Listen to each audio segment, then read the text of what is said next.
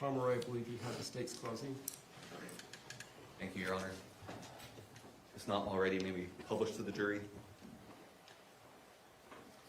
I'm sorry, what did you say? Just publishing the presentation to the jury. Okay, thank you.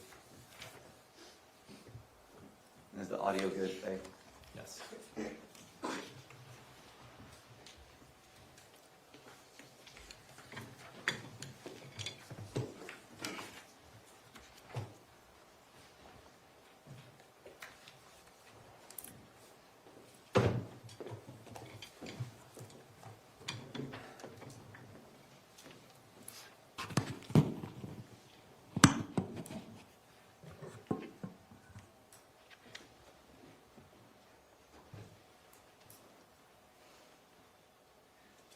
Kevin Ellis pulled the trigger, but Tracey Grist killed Matthew Restelli.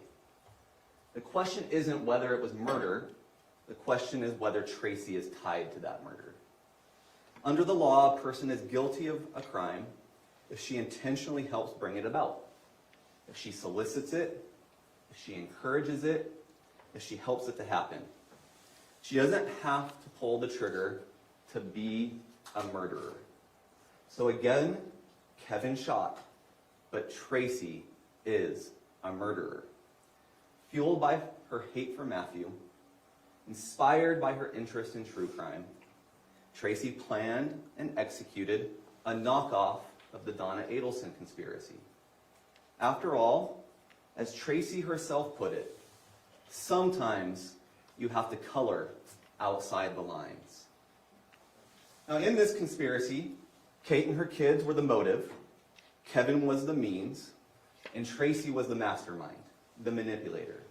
Let's briefly address each of those three. Start with the motive. Kate was unhappy in her marriage. She viewed it as loveless. She had already moved on to other men. She wanted a divorce and custody of her kids. But when she ran away to Utah, a divorce attorney told her it wouldn't be so easy. As she put it in a text to her friend, she felt both hopeless and fucked. Tracey too gained a motive by this turn of events. Remember what Matt texted her after she convinced Kate to skip town on him.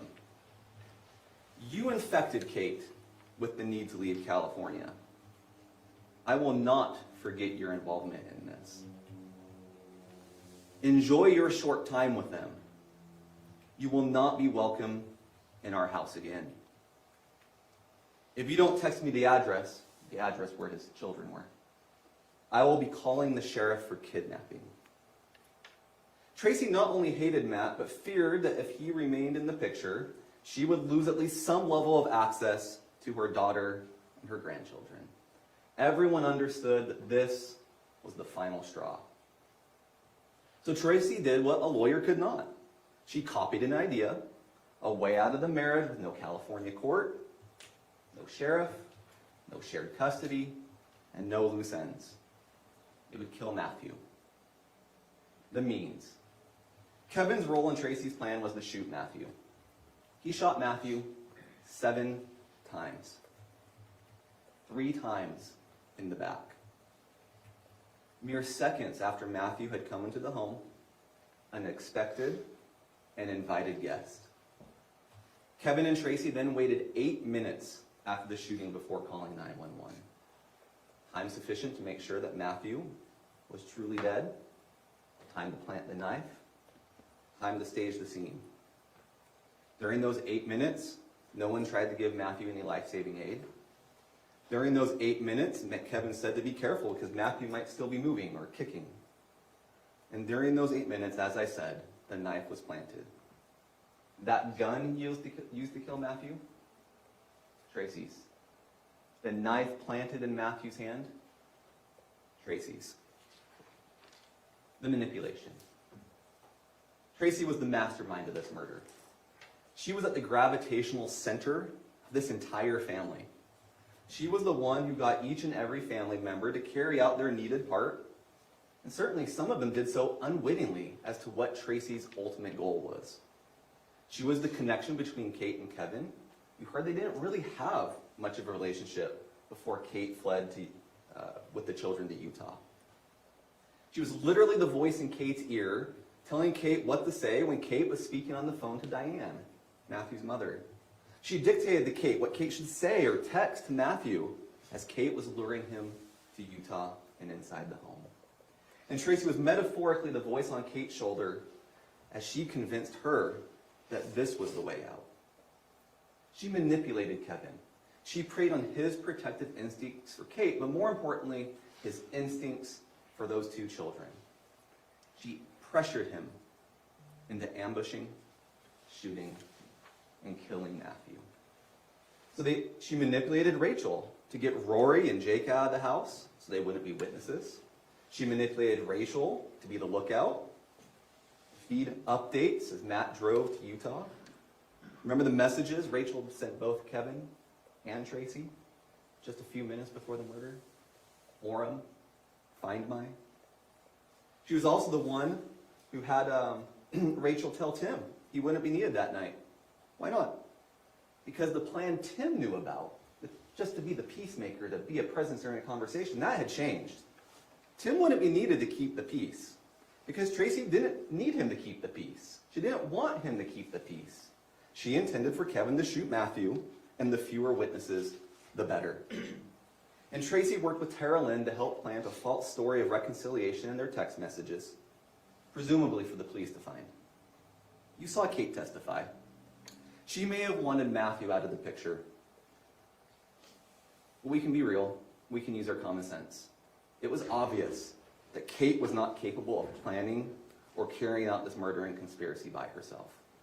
You heard Kevin's word. Whose idea was this? It's Tracey's idea. At the beginning of this trial, my colleague asked you to follow the evidence.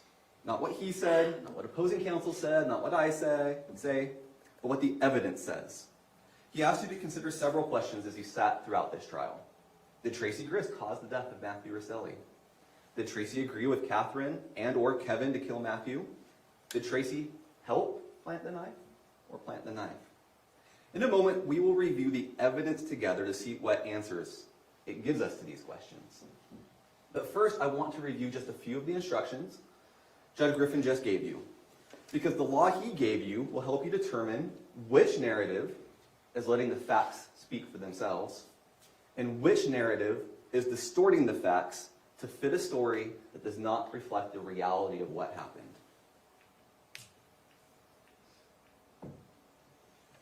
Jury instruction 10 is the reasonable doubt instruction. I want to call your attention to just a few passages in each of these instructions. There are very few things in this world that we know with absolute certainty. And in criminal cases, the law does not require proof that overcomes every possible doubt. You just need to be firmly convinced. And if I say anything in this closing argument that makes it seem I'm undercutting that, I'm not. If I say anything, a slip of a tongue that makes it seem like I'm shifting the burden to the defendant, I am not. She has no burden. The state has the burden. But be clear on what the burden is. You only have to be firmly convinced, not beyond a shadow of a doubt or some other standard. What is evidence? Evidence includes what the witnesses said while testifying under oath, and any exhibits admitted into evidence, as noted. The lawyer's statements, the arguments, those are not evidence. But this is important. This is what I want to draw your attention to. You may draw all reasonable inferences from that evidence. And there are many reasonable inferences for you to draw in this case. You may ask, is some evidence better than other evidence? Facts may be proved by direct evidence or circumstantial evidence. The law does not treat any one type of evidence better than the other. It's for you to apply your judgment and common sense on how you wish to weigh the evidence. Similarly, how do you decide if a witness is credible? I obviously couldn't put the entire instruction on here, but the key passages. Use your judgment and common sense. You may consider anything that you think is important in weighing the credibility of witnesses. And this is key. You may believe all, part, or none of a witness's testimony. With at least 2 witnesses, there are reasons to believe only parts of what they told you. We'll come back to that.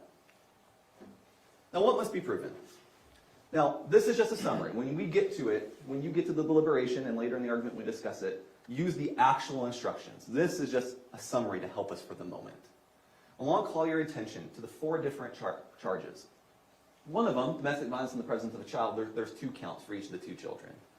But you'll notice that murder, as a party to the offense, did Tracey Grist cause the death of Matthew? Obstruction, as a party to the offense, did Tracey plant the knife or make an untruthful statement to police or 911? Domestic violence in the presence of a child, as a party to the offense, did Tracey Grist commit the murder in the presence of the children? And then conspiracy is slightly different. Tracey Grist, intending that the crime be performed, agreed with one or more persons to engage or cause the performance. 3 of these charges have that language as a party to the offense. And that's important to look at for a moment. What does that mean? How can you be a party to the offense? If she has the mental state required for the offense, that's something the instruction will tell you a little bit more about in a moment. If she directly commits it, or if she solicits it, or requests it, or commands it, or encourages it, or intentionally aids it, she's just as guilty as the person who actually did it. So if she solicited, requested, commanded, encouraged, or aided Kevin in shooting Matthew, she's guilty of murder. The same for the obstruction, and the same for the domestic violence in the presence of a child. Now, with this law in mind, I want to review the facts together with you. And in these facts, we will see, as surely as the day is long, that Tracey Grist is not just a party to the offense, but the key party to the offenses of murder and obstruction and conspiracy and domestic violence in the presence of a child. Now, we admitted a lot of exhibits in this case, a substantial amount. And this is just the documentary evidence, not to mention the videos, not to mention the audio. I'm going to thank you in advance for your patience as we go through some of that. We don't have time to go through all of that. You can choose in your deliberations to go through all of it. I want to highlight the key points for you. Let's turn to the evidence. We begin with a more in-depth look at the development of the motive and origins of this conspiracy. Now, as you've heard, Matthew and Kate married in 2016, and they lived in California. They certainly have their issues. It was called a toxic relationship during trial. Regardless, by early 2024, that relationship was strained. Kate was unhappy. She viewed it as loveless. She had already had an affair, or as she called it, stepping out on the marriage. And that was a point of conflict between her and Matthew. You saw the evidence. In January 2024, Kate confided to her mother that she wanted out of the marriage. They had been fighting so much. I want out. By May, texts between Kate and Tracey again reflect continued frustration and unhappiness. I hate my life. Hate that I have kids with Matt. This is so bad. I hate him so much. Ultimately, Kate was unhappy enough to separate from Matthew, essentially disappearing without warning on June 20th, 2024. She took their 2 young children to live at her mother's house, Tracey, in American Fork, Utah, driving the rental car that Tracey paid for and arranged for her to have. After Kate came to Utah, she and the Grist family learned that separating from Matthew and getting custody of the children wouldn't be very clear-cut. It would be very difficult. The biggest problem was that California still had legal jurisdiction over the children and the marriage. You heard Kate's recorded conversation with the lawyer that she shared with the family, where she learned the reality of their situation. As Kate summarized to her friend, honestly, I'm fucked. Just dumb California law. I just feel hopeless. So the evidence is clear about the development of Kate's motive. But in the evidence, we can also see the development of Tracey's motive and thoughts in parallel to Kate.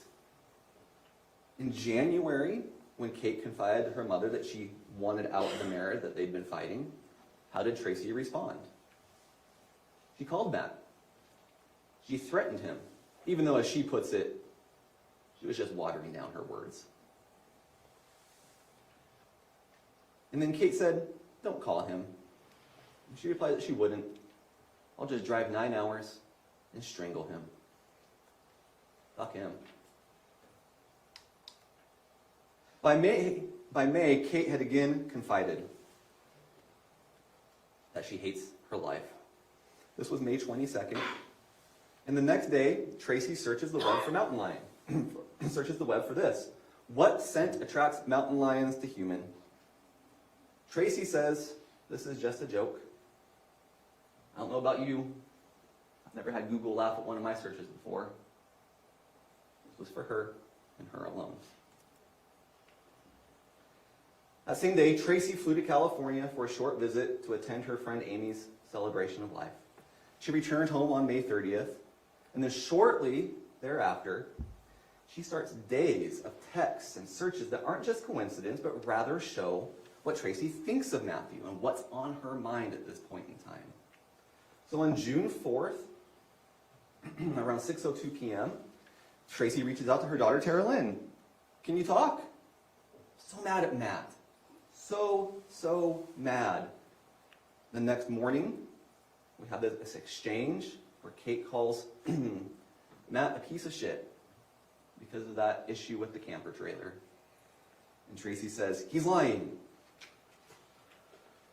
And then, a little bit later that day, tells Rachel, Matt made it so I want to kill him.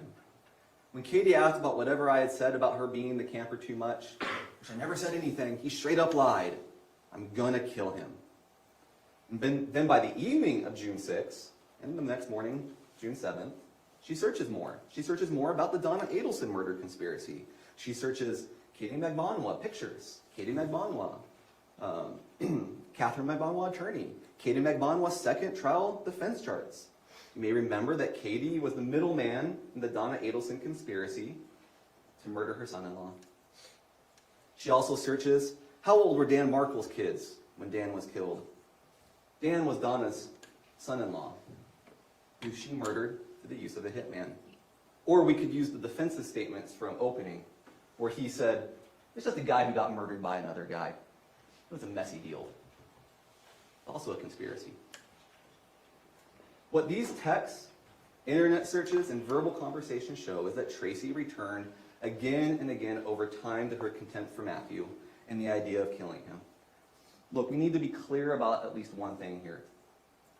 Offhanded comments and Google searches alone do not prove guilt. Back in January, the murder wasn't in play yet. But when you see the comments continue, when you see the comments followed by research, the research followed by planning, the planning followed by an execution of the plan followed by a cover-up, it tells you what was on her mind, and that you know exactly what her intent was. You heard Tracey say it herself. I searched what was on my mind.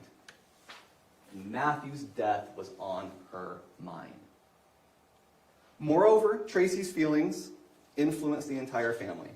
Let's take one example. From June 16th. This is where Tara Lynn and Rachel have a conversation. Tara Lynn, referring to her husband, asking Rachel, he wants to know if you shot your .380 yet. Rachel says, no. Unfortunately, kids make it hard to get out and go shooting. Ha ha. We need to coordinate with mom and take it out before any chance of Matt coming. LOL. There's a phrase called kidding on the square. I don't know if you've heard it before. It's a communication style where it allows someone to convey a sincere opinion under the guise of humor. It can give you plausible deniability. I was just kidding. I was just joking about what I said. But what such joking does, when it's repeated time and time again, is to normalize violence. It desensitized the family to the idea of killing Matt. It dehumanized Matthew, that they routinely joked about killing him. It takes a lot to kill another person. Normalizing, desensitizing, dehumanizing, good first steps to get there. Some of it surely started as a joke. That's gotta be the truth. That common sense tells you that. It turns out to be a lot less funny when a few minutes later someone turns up dead. With this understanding of Tracey's mindset towards Matthew, Consider what happened once it was decided that Kate would leave Matthew and come to Utah. So on June 16th, the arrangements were made for Kate to come to Utah. Tracey got her on the credit card, they made the bedroom plan, etc., etc. At nearly exactly the same time, Tracey makes the following search. Utah, shoot, break in. She said, the autocorrect must have spelt it wrongly. Use your common sense. Autocorrect doesn't fill in misspellings. This was an intentional search by Tracey. And then a few hours later, she searches how to file for a divorce, how to establish Utah residency. On the 20th, Kate then came to Utah. And as a result of her coming to Utah, we have the final text conversations between Matthew and Tracey. The ones where Matt texted Tracey after she helped Kate skip town on him. These statements. The ones where he says that you infected Kate. The one where he says, enjoy your short time with them. The one where he threatens to call the sheriff for kidnapping.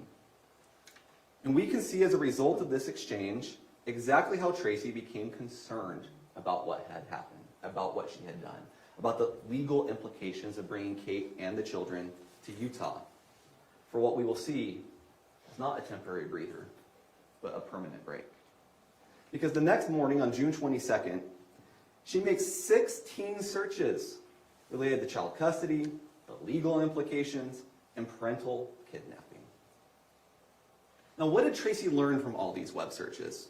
We can infer, remember the instructions, you can make reasonable inferences from the evidence, that she learned exactly what the lawyer told Kate on July 11th. California still had jurisdiction. Jurisdiction for the divorce, jurisdiction for child custody, and there was no way Kate was going to get sole custody of the kids in Utah. And now, at this point, after that, Kate had very real reason to fear losing at least some access to her daughter and her grandchildren. There was the lawyer call on July 11th at 3:29 p.m.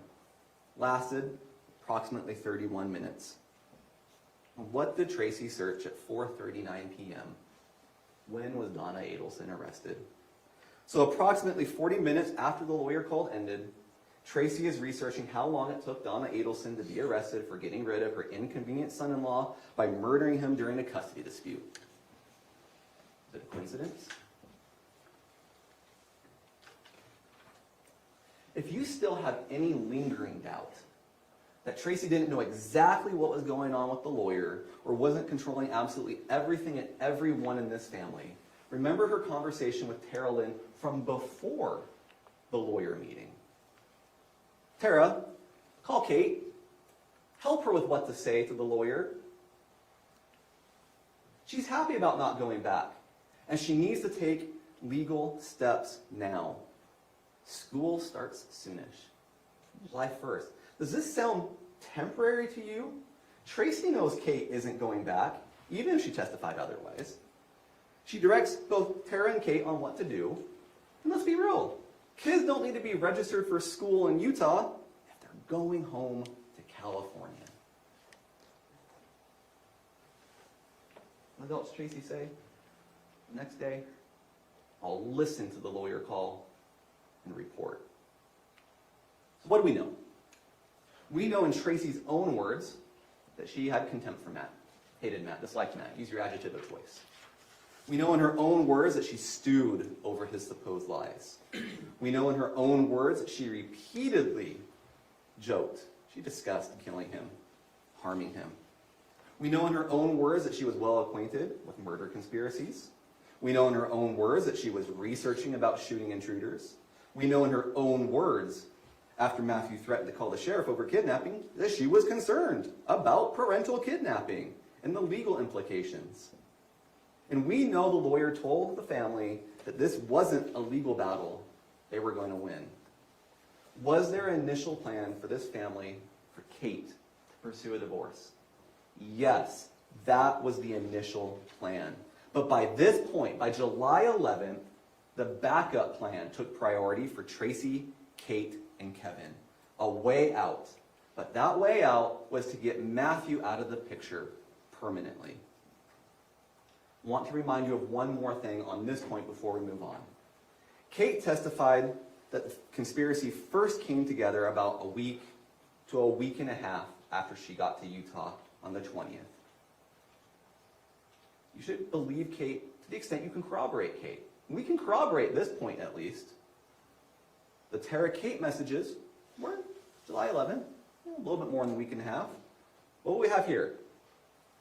On June 21st, Tracey told Kevin about the sheriff and the kidnapping issue, forwarded the message, and how did Kevin respond? How about no? They're not worried about Kevin. Sorry, they're not worried about Matt.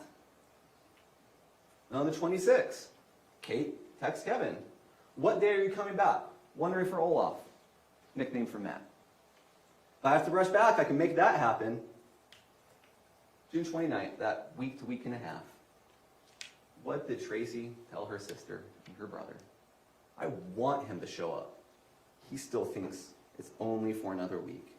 And of course she wanted him to show up. You can't remove Matt from the equation if he's not there.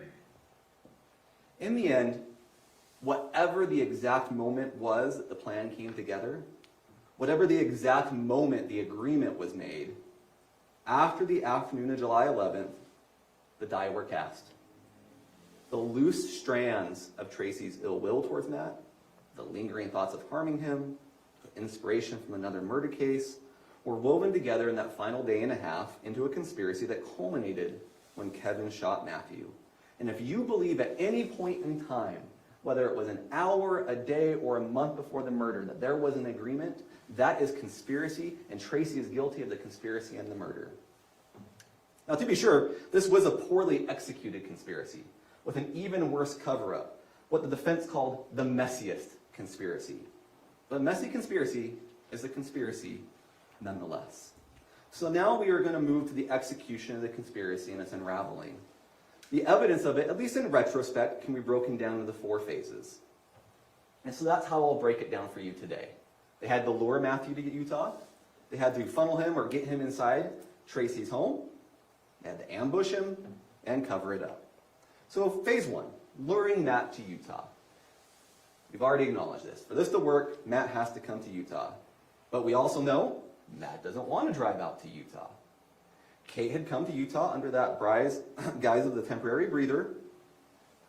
Matt wanted Kate and the kids to come home to California and tried to assist Kate in coming without him traveling too. Matt, as you can see in these exhibits, this is what this is talking about, had arranged for the rental car and given her $600 so she could rent the car and drive back to California. So this was on the 11th that Matt had actually taken these steps, for Kate to come to him and not vice versa. But then Kate and Tracey worked together to create excuses as to why Kate couldn't drive to California and Matt had to come to Utah. They came up with at least 2 ruses that we know about, the sprained ankle ruse and the can't rent the car ruse, right? And so you can see on here the development, or not necessarily the development, but the evidence of the spraining of the ankle ruse. There's a discussion about the car rental and what does mama say? Plus, you're gonna sprain that ankle. And you saw in evidence, and you can review more fully if you wish, the entire text exchange talking about this supposed sprained ankle, about how they're going to go to the DI and get crutches, and so on and so forth. And then, again, later on, the can't drive with that angle comment. And further, the excuse of not being able to do it because of the out-of-state driver's license and credit card versus debit card issue. Throughout these messages, you can see that Tracey is in control of this. Not Kate. Tracey is directing this show. At Tracey's direction, not only did Kate convince Matt to drive to Utah, but she convinced him to drive the truck, one with the air tag in it. You heard a phone call in which Matt expressed concern about the truck breaking down and wanting to borrow the car. But Kate was insistent he had to drive the truck. Come back to that in a second. That was Exhibit 13. It's around 10 minutes long, so I won't play the entire thing right now. But there's several quotes in there. One of them was, "You can't just roll the dice with the truck." Several times that Kate comes back and back, urging Matt to take the truck. And you know why, because the air tag that had been hidden inside the truck, in the bin, under the pile of trash. One, Matthew didn't know was there. partially because of the trash and partially because he had the Android phone and wouldn't see it. Now, Tracey, Kevin, Rachel, and Tara Lynn, unlike Matt, could and did track the AirTag, including when Matthew came to Utah. We'll just go over a few examples. Right? Okay, so here is Tara Lynn telling Kate to hide the AirTag in the truck.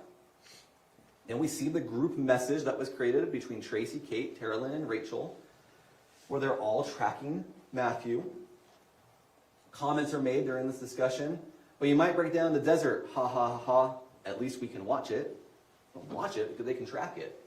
And that was Tara Lynn saying that. Rachel responds, at least we'll be able to track the truck as long as the AirTag stays there. We have elsewhere, a few days later, Kevin tracking Matt, telling Kate, hey, the tag is still active. And here's a screenshot of his current location. Even Kelly, Tracey's sister, knows that she's tracking Matt. Have you been getting hits from the AirTag in the truck? You can infer Tracey told her about it. Despite Kate convincing Matt to drive to Utah in this trackable truck, there was another problem. Matt was reluctant to come inside the house. There was a few reasons for this. One, he didn't want to turn off the truck because of the whole starter issue and the concern of would it turn back on. But the evidence also shows it was just because of what his purpose was. He just wanted to pick up the kids, get his little family, get them in the truck, and go home to California.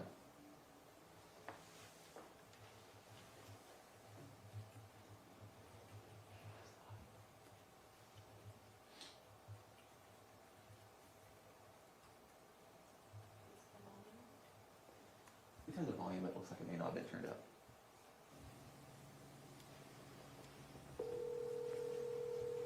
Yeah, what's going on? Good, how are you? Pretty good, what's going on? I just called to see how your drive is going. I'm just passing that abandoned water park. Oh, fun, cool. Yeah, I just like right now, I'm looking at it. Yeah, my mom said if you're too tired, when you get here, that you can always sleep here. She said she'll keep her distance. She'll actually be asleep. It's not like that, I'm just not gonna talk, that's all. Okay, or if we want, we can get a hotel. She said she'll give us $100 towards it. No, it's not like that. I just wanna see my baby, see you. I brought my pillow and everything else. Right. So, I'm not really worried about it. So, well, but what do you want to do? I want you to be comfortable. I will be, I just become Okay. once I have my family. Okay, well, good. All I Okay, want. awesome. Yeah. So, cool. I'll just keep Awesome. trucking along here. The morning started with these text messages. Good morning, getting up and getting moving. Exciting for today. That's what Kate told him. He responds, I'm over the moon. Can't wait to hug and kiss you all. You have other phone calls in the record that you can listen to from the morning. That last phone call you just heard was at 2:20 afternoon. There's another one around 8:15 p.m. You can listen to all of them if you want. You'll notice Matt's not agitated. Matt's excited about seeing his family, seeing his baby, going home. Completely different than the testimony you heard from Tracey, that he was agitated, and that explains what happened. Not what explains what happened. Anyways, Matthew didn't want to go in Tracey's home. He didn't want that confrontation. He didn't want to turn off the car as we discussed. He just wanted to load quickly and go home.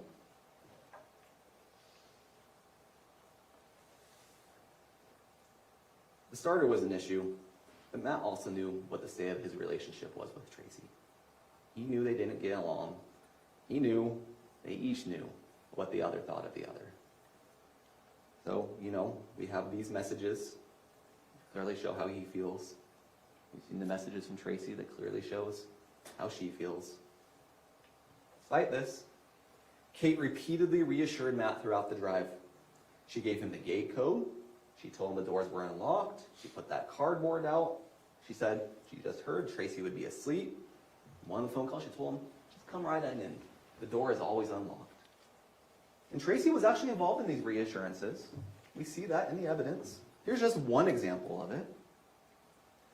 Tell Matt, I'll stay away, and I'll be as sweet as candy.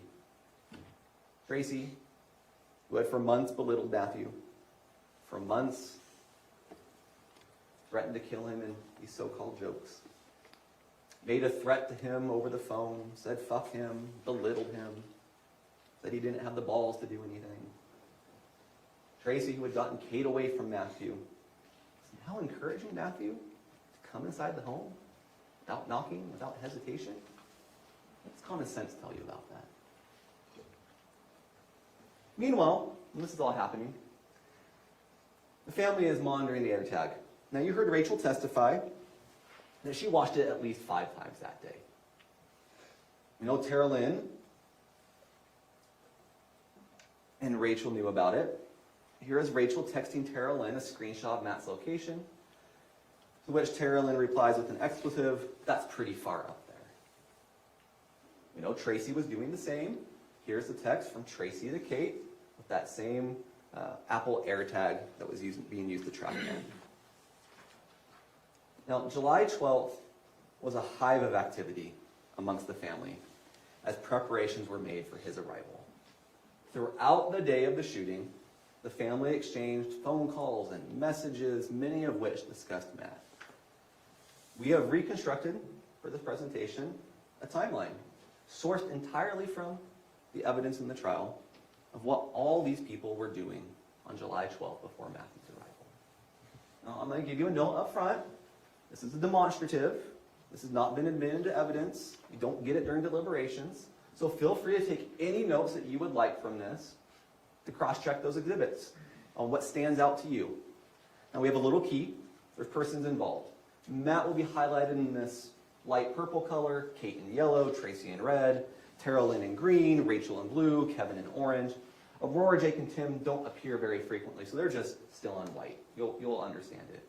And then the communication types also get colored. Text messages in black, phone calls in purple, Facebook Messenger, whether that be a text or a call, is in blue, and web searches are in green. At the top, you'll see the time, you'll see the sender, you'll see the receiver, you'll see the message or a description of what it was, you'll see the duration or an indication that it was a text message, and you'll see a note to the exhibit number, because like I said, these are pulled from the exhibits. Feel free to refer to them during deliberations, should you so choose. So it starts out, good morning, Exhibit 8. We've already been over that text exchange. And then Tracey and Kate have this discussion about the rental car. Darn that rental place for not taking a debit card. Kate, I have to be more upset. Then they have a continued discussion about that. And then what was found on Kate's device, the audio recording that occurred sometime between 7:57 and 8:04, the recording where she goes up to Kevin, saying she needs to go make her story more believable or plausible, and that the kids know that she is upstairs. Kate then has a phone call with Tracey, then a phone call with Matt, and then we have some back and forth phone calls. Kate Tracey, Kate Matt, Tracey Tara Lynn Kate, Kate Tara Lynn. At this point,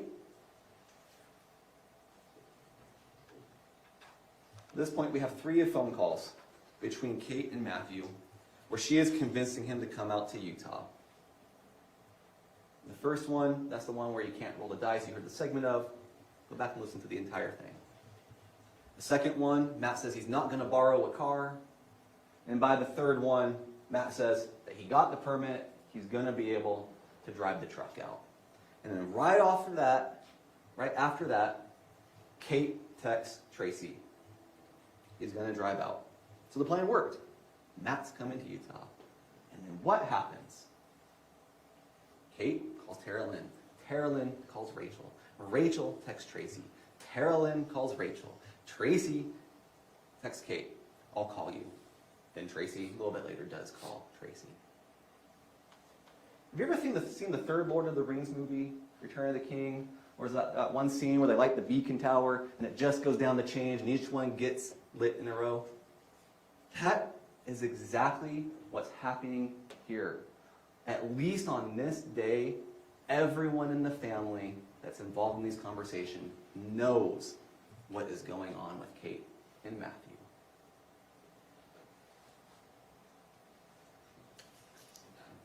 And then we have that text message we already looked at where Tracey shows the AirTag location. And then we have a phone call between Matt and Kate where Kate confirms that Matthew is coming inside. Yeah, probably just pull right up in front of the house, you know? Yeah, I would slow it up. How long is it going to take? Like 15 minutes to load up? Yeah, not long at all. Yeah, I'm not trying to rush you. I just don't No. want to risk the truck. That's all, you know? No, I get it. Yeah. You gonna come inside?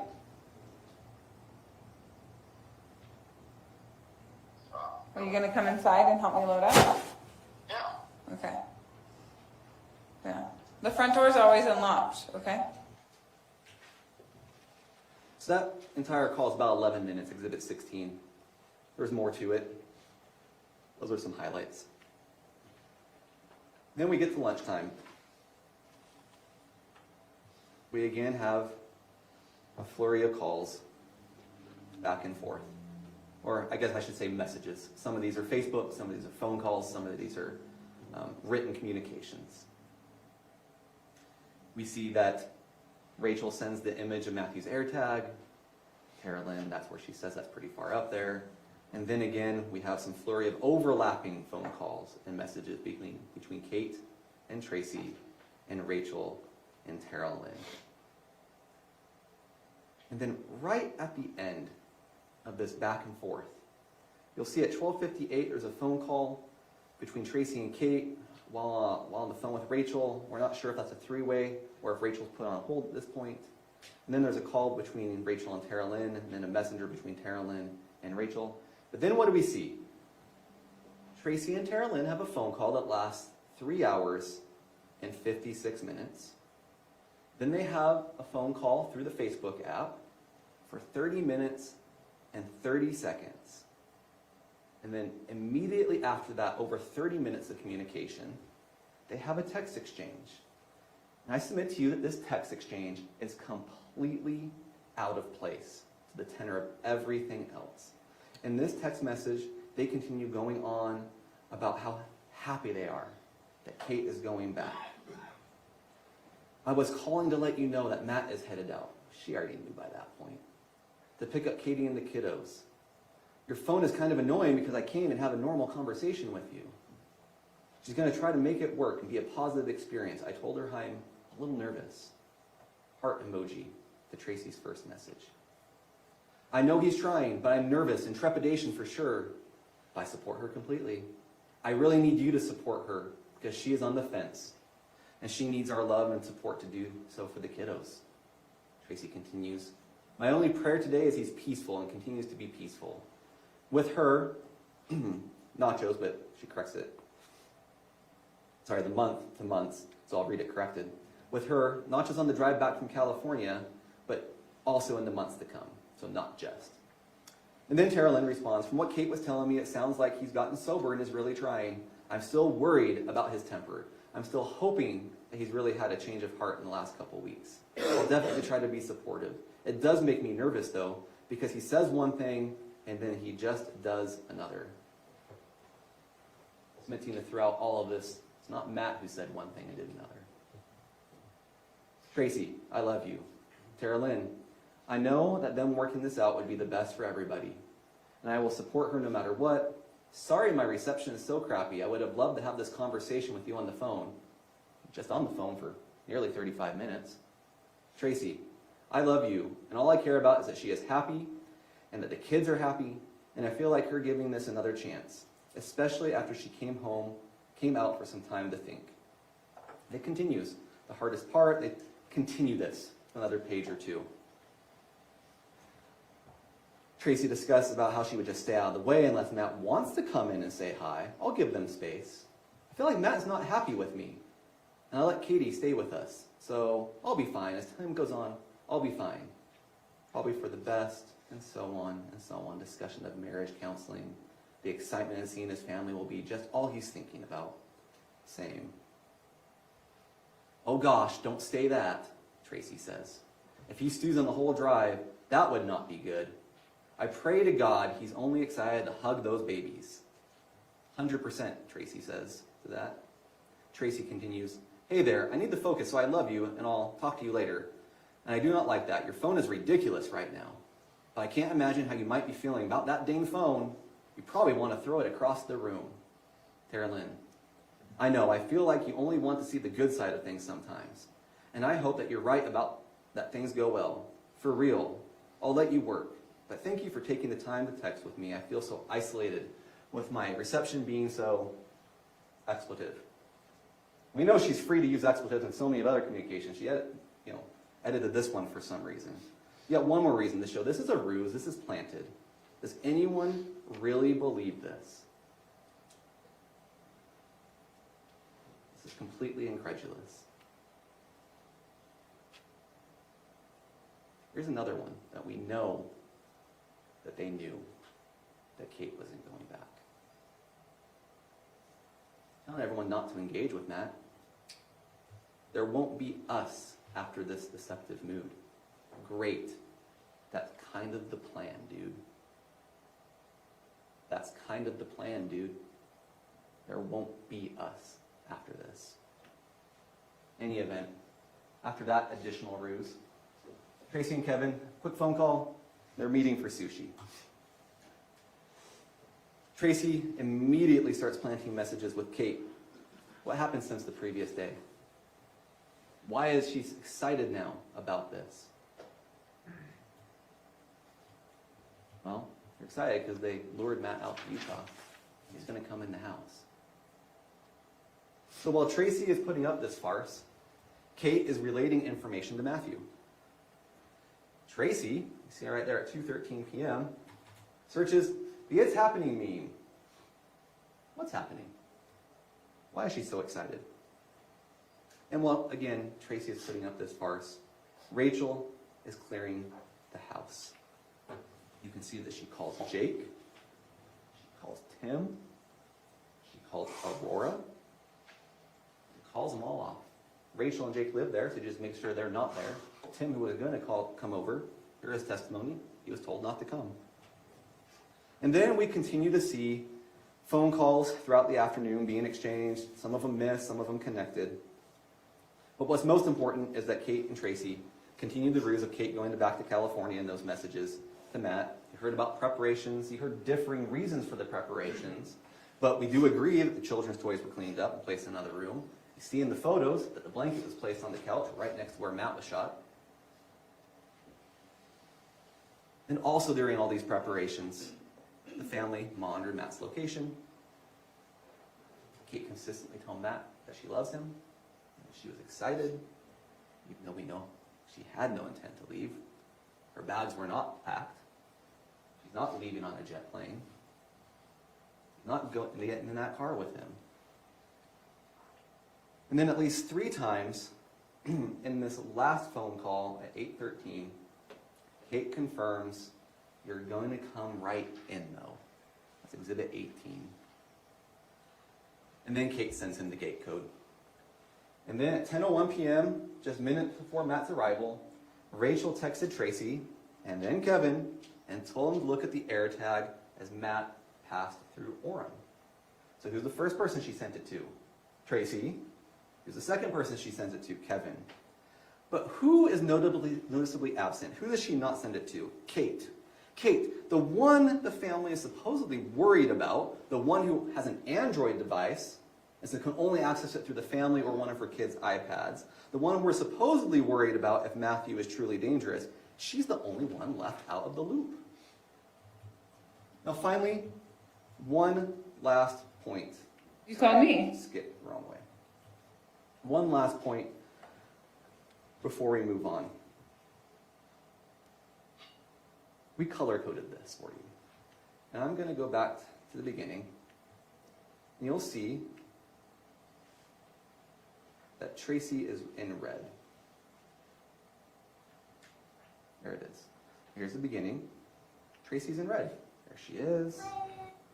There she is. There she is. There she is. There she is again.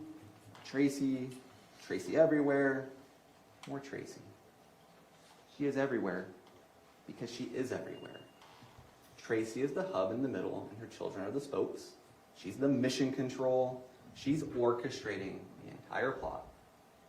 She agreed with Kate to have Kate, lure Matthew to Utah and come inside the house. She agreed with Kevin to have him lie in wait and shoot. And then she had Rachel get Rory and Jake out of the house and call Tim off and track Mac's location. She had Tara Lynn help her plant a duplicitous story about being happy with Kate going back with Matthew, but also that Matthew might be stewing all day, so be careful. A story that no one should believe at this point. So how do you know she manipulated everyone? Because just look at what she says and then what everyone does. Look at her involvement and look at the result. You know what one of the worst parts of this is? It's that she didn't just deceive Matthew. She deceived some of her own children into doing her bidding without them ever realizing what was truly happening.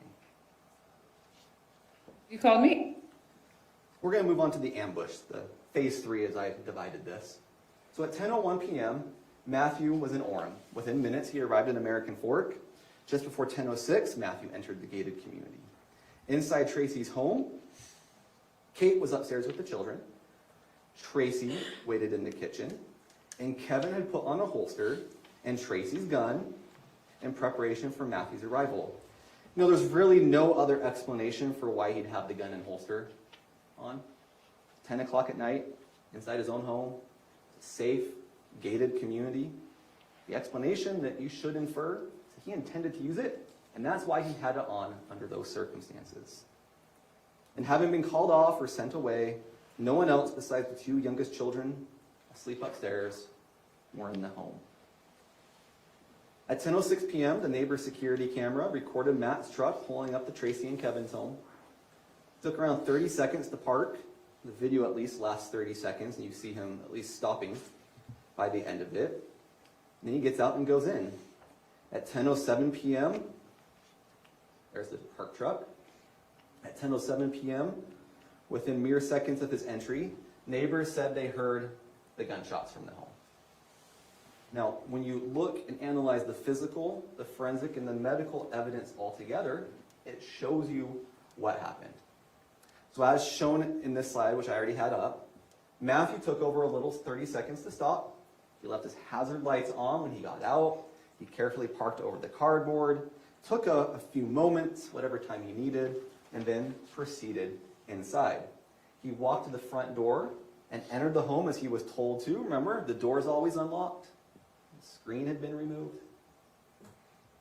And he took off his sandals right inside the front door as a good guest does. And then we can see from the Faro scan that immediately, or within seconds of Matt's entry, Kevin began shooting. Matthew tried to flee down that hallway to the left.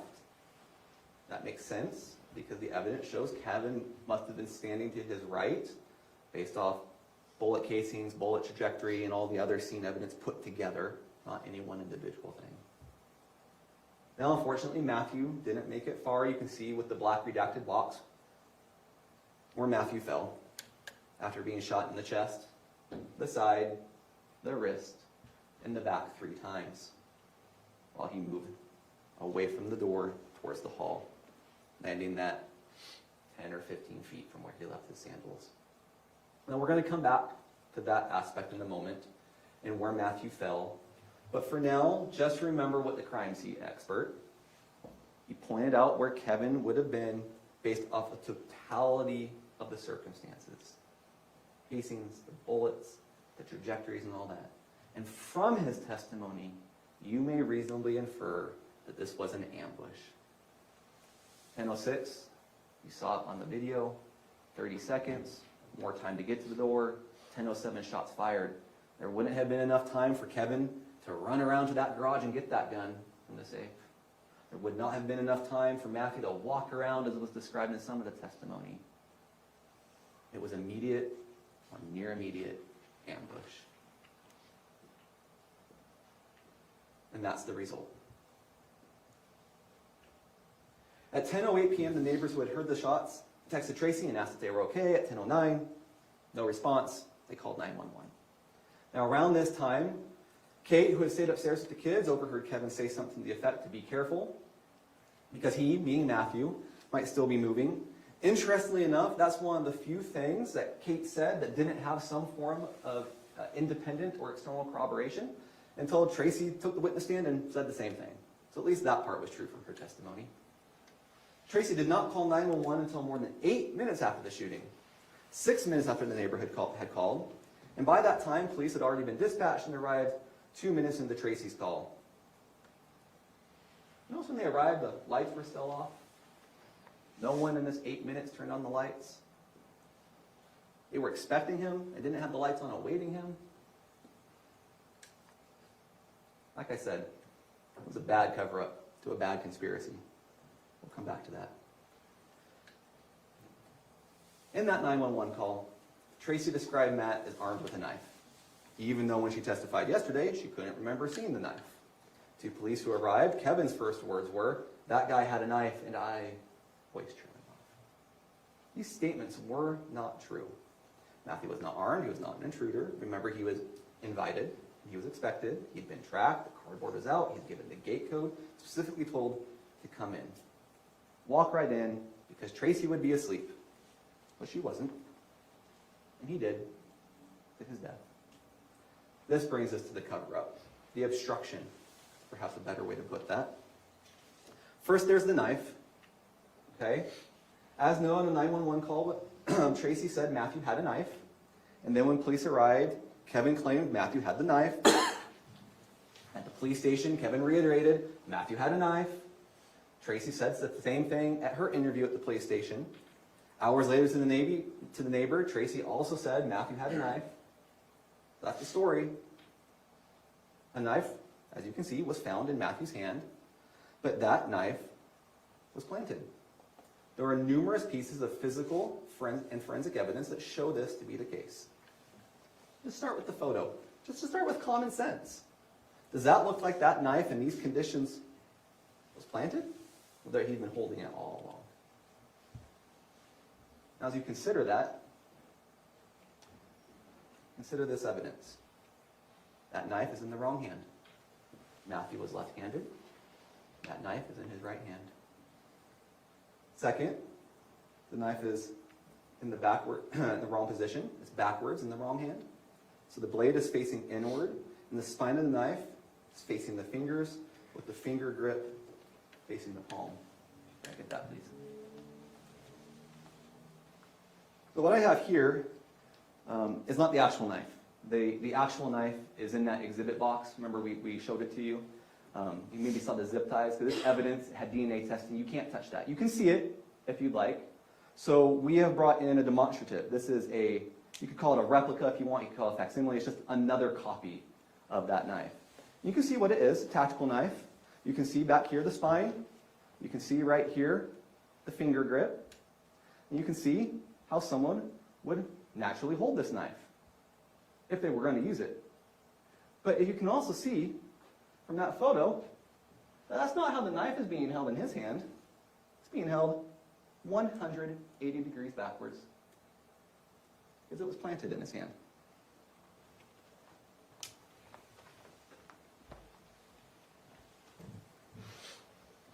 Consider the blood evidence that was discussed.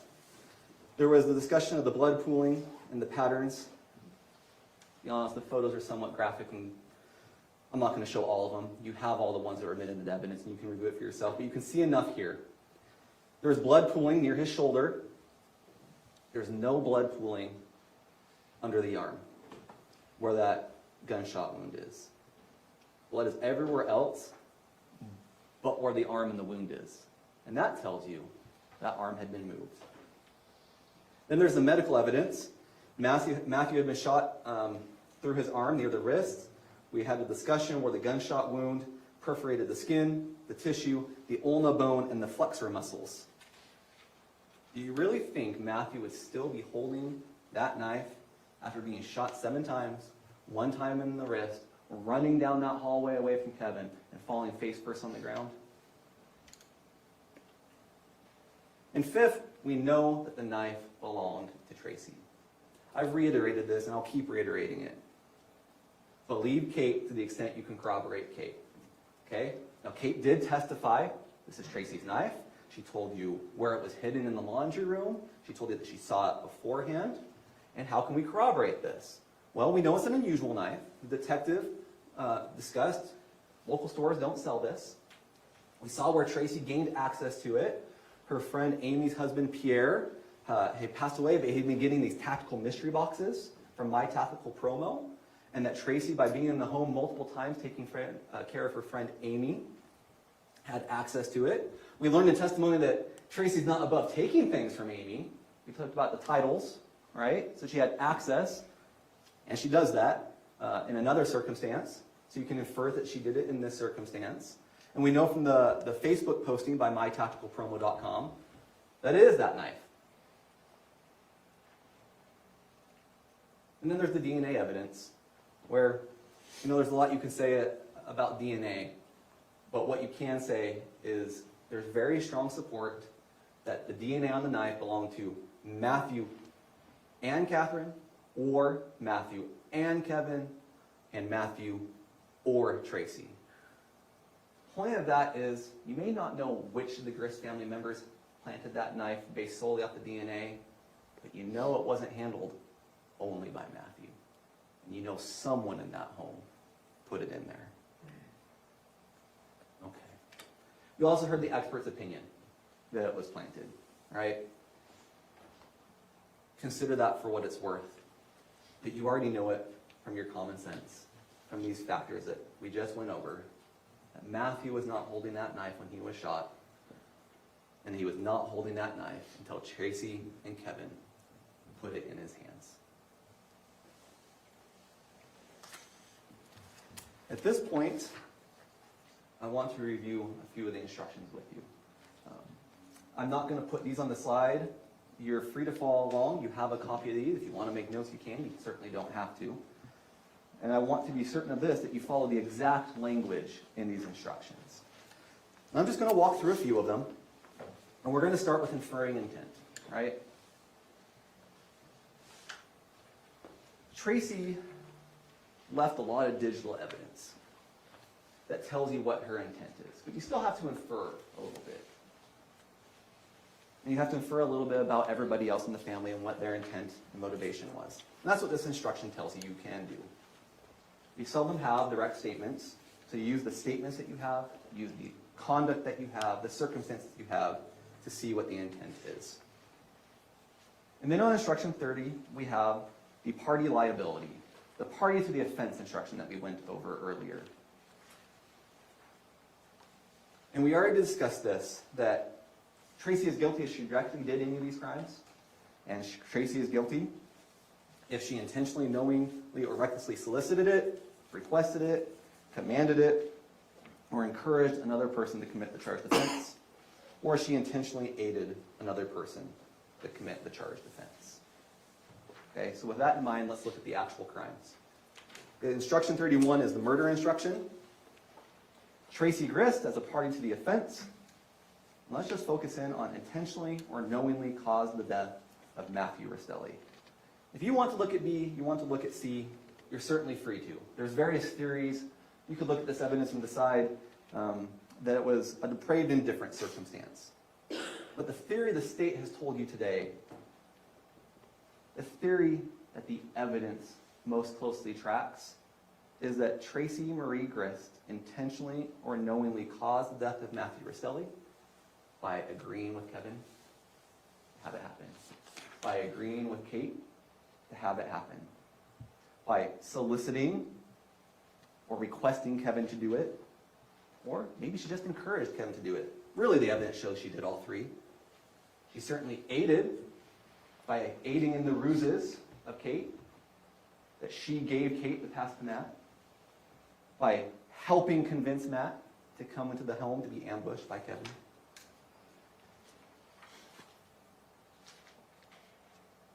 Then we look at instruction 34, conspiracy. The only one of the charges that is not a party to the offense charge. On this one, a little bit more simple in some ways.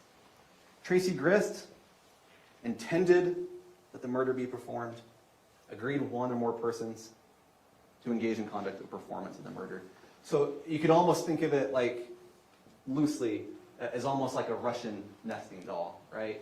That she conspired, But that's a lot less of a crime in a certain sense than being a party to the offense, right? She can agree that the murder happens without necessarily doing all the soliciting, all the encouraging, all the aiding, right?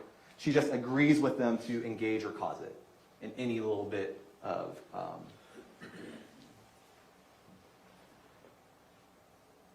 should probably rephrase that slightly differently.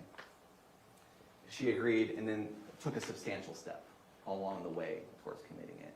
And the substantial step could be a little bit or far less than the party to the offense soliciting or encouraging or aiding.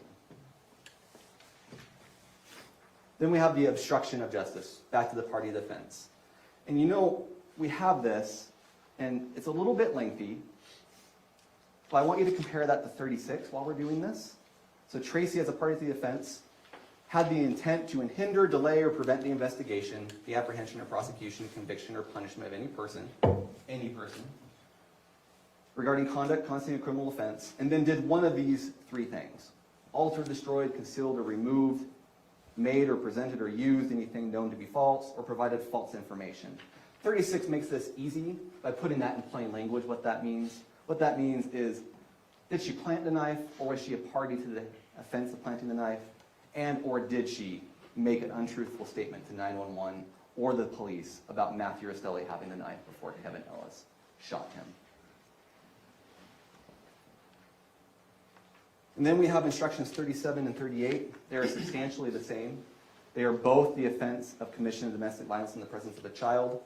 Count 37 represents Steele being upstairs in the bedroom when Matthew was shot. 38 represents Cheyenne being in the bedroom upstairs while Matthew was shot. And 39, instruction 39 just simply points out that no one is disputing that Matthew and Tracey were cohabitants. One more thing I may want you to look at on the obstruction charge before we move on from the instructions. That is for planting the knife or the lies. And I want you to consider on that one Tracey's conflicting stories about the knife. You can see the evidence for yourself. There's no way she didn't see the knife. But think about the conflicting stories about a related point to the knife. She told Diane that she hadn't checked the pulse.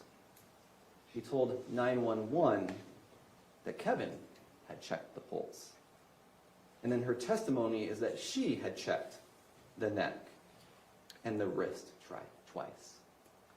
There's no way that she leaned down to check the neck or the wrist and didn't see that knife. On the other hand, there's no way that that knife was in that hand until she and Kevin planted it. So members of the jury, we're reaching the end here. Are you firmly convinced that's the standard? Are you firmly convinced that Tracey is the reason for or cause of Matthew's death? Are you firmly convinced that she did one of these things: solicit, request, command, encourage, or aid the murder of Matthew Restelli? I want to end with the words of her co-conspirators. There were three persons involved in this murder: Kate, Tracey, and Kevin. Again, believe Kate, you can corroborate Kate. She came in, she testified. But bluntly, her testimony didn't go well. She clearly has issues, to put it nicely. But she gave a very specific description about the conspiracy and what was happening. She gave a very specific description of how she even asked Tracey to call it off, and Tracey said no. And you may think there's reasons to discount her because of that credibility instruction. But at the same time, you also have the third person in the conspiracy. And what did the third person in the conspiracy say in the recorded phone call? Kevin said also that this was Tracey's idea. Kevin admits to his involvement. And Kevin says that he tried to go to Tracey and say, "Are you sure this isn't the best idea you're having? You will affect so many, many lives."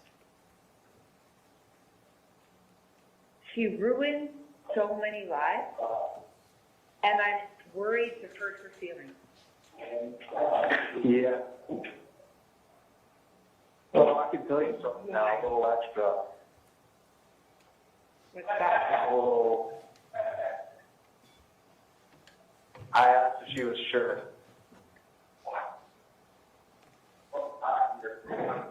She was sure? Mm-hmm. Because she was like, she didn't tell me anything about all this stuff that happened. And I was like, are you sure this is exactly what's going to happen? And I'm like, she's scheming and doing all this. And she said yes. And she beat Cheyenne. That was her response. Or he beat Cheyenne. Oh my God. I never wanted to hear. I'm sorry that I wanted to tell you that for so long. No, I know. I can't even imagine. I can't even imagine. And I That's feel so like sad. I still bear so much of the blame too for all this. I'm so, and that makes me so mad that she's caused you to have to live with this. I mean, Like it's, I could have done something different. I should have stood up and I should have said no. yeah. Yeah. But your mom should have never asked you that. You should have never had to have to say no. The same person who planned this is the same person who baked cookies. It's the same, like, And that's wild. Like, she's the one who made me my chocolate chip cookies without chocolate chips. I know, Yeah. and blueberry muffin cake for your birthday. Yeah. Fine. But this is what she wanted to do. This is I mean, she had it, and then there's consequences. She had to. I just don't think, she just doesn't think far enough ahead. She never has. And I think she just is so used to getting rid of everything, she just, I literally warned her. I said, this will change so many lives. You won't even know how many lives it's going to change. oh my God, you said that? That's, wow. Yes. I said, this is a decision you can't take back. I said that to her. Wow. Kevin. Yeah, so there's that. You are the voice of reason that we all wish we could have, like, seriously, that's what Rachel and I were talking about, like, the reason she didn't want to tell us is because she didn't want to hear our opinion. But you gave her the opinion that we would have given her. Like, you,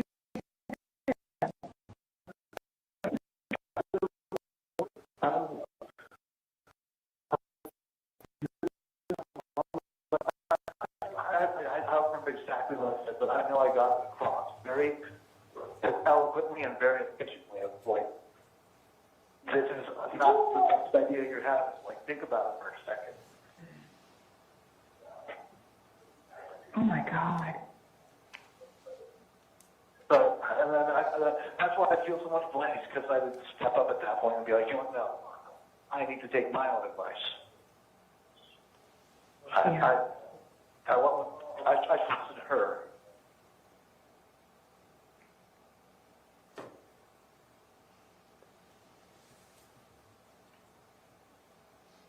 Whose idea was this?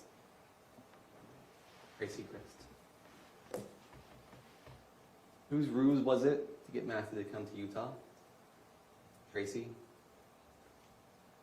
Who manipulated Kevin into shooting Matthew? Tracey. Who had Rachel clear the house and call Tim off? Tracey. Who had Tara Lynn help her create false texts claiming reconciliation and joy over reunion? Tracey. Whose gun was it? Tracey. Whose knife was it? Tracey. Who knew this would affect so many, many lives? Tracey. Who hated Matthew Restelli? Tracey. Who was warned? Tracey. Who can't take it back? Tracey. Whose crime was this? We ask you to find Tracey Grist guilty of murder for causing the death of Matthew Restelli by encouraging it, soliciting it, requesting it, and aiding it to happen. Guilty of conspiracy for agreeing with Kate and Kevin to end Matthew's life. Guilty of obstruction, for planting the knife, and lying to police. And guilty of 2 counts of domestic violence in the presence of a child. For having Matthew killed while his 2 small children were asleep upstairs.